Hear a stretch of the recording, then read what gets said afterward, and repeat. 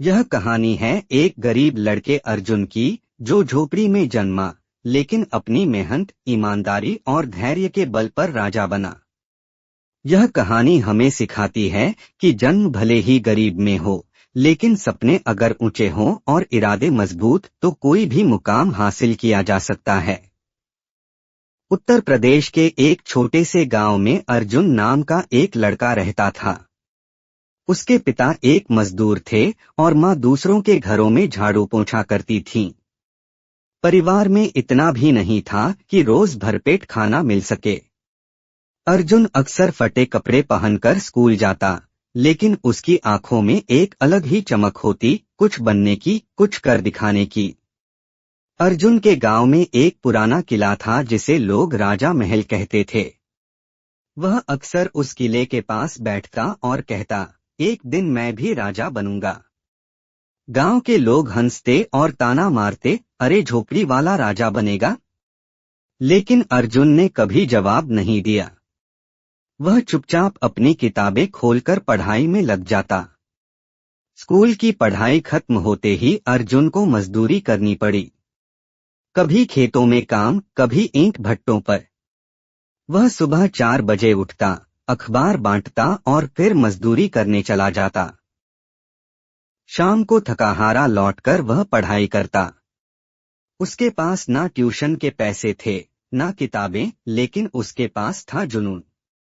एक दिन गांव में एक अधिकारी आए और कहा, सरकार प्रतियोगी परीक्षाओं के लिए मुफ्त कोचिंग दे रही है। अर्जुन का मन खिल उठा। उसने उसी दिन आवेदन भरा और लखनऊ जाकर कोचिंग में दाखिला ले लिया। शहर में रहना आसान नहीं था। अर्जुन एक छोटे से कमरे में 4 लड़कों के साथ रहता, जहां न तो पंखा चलता था, न चैन की नींद आती थी।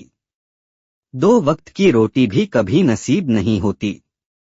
लेकिन अर्जुन ने कभी शिकायत नहीं की। वह दिन रात पढ़ता, बिना थके, बिना रुके। परीक्षा आई, अर्जुन ने पूरी मेहनत से पेपर दिया। लेकिन परिणाम आया, वह असफल रहा। गांव लौटते वक्त लोगों ने फिर हंसी उड़ाई, कहा था ना, राजा बनने चला था। लेकिन अर्जुन टूटा नहीं। उसने फिर से तैयारी शुरू की, फिर परीक्षा दी, फिर असफल। लेकिन तीसरी बार किस्मत ने साथ दिया। अर्जुन आईएएस परीक्षा में सफल हो गया। जब अर्जुन का चयन हुआ तो उसके गांव में खुशी की लहर दौड़ गई। वहीं लोग जो उसका मजाक उड़ाते थे, अब उसे सर पर बिठाने लगे। माँ की आंखों में आंसू थे और पिता गर्व से गांव वालों को कहते, देखा, यही है मेरा राजा बेटा। अर्जुन की पहली पोस्टिंग उसी जिले में हुई जहां कभी वह मजदूरी करता था। लेकिन अब वह थानेदारों और अफसरों को आदेश देता था। उसने सबसे पहले गांव में स्कूल बनवाया, गरीब बच्चों के लिए छात्रवृत्ति योजना शुरू की और भ्रष्टाचार पर नकेल कसी। एक बार एक बड़ा जमींदार गांव के गरीबों की जमीन हड़पना चाहता था। अर्जुन ने उसकी शिकायत सुनी और जांच शुरू कर दी। दबाव पड़ा, धमकियां आईं, लेकिन अर्जुन टस से मस नहीं हुआ। उसने जमींदार को जेल भिजवाया और जमीन गरीबों को लौटा दी। गांव के बुजुर्ग बोले, अब समझ में आया कि राजा कौन होता है, जो अपनी ताकत का इस्तेमाल दूसरों को दबाने में नहीं, बल्कि उन्हें उठाने में करे। कुछ सालों बाद अर्जुन को राष्ट्रपति पुरस्कार मिला, श्रेष्ठ प्रशासनिक अधिकारी के रूप में। मीडिया में उसकी चर्चा होने लगी। झोपड़ी से उठकर सिंहासन तक पहुंचा एक सच्चा राजा।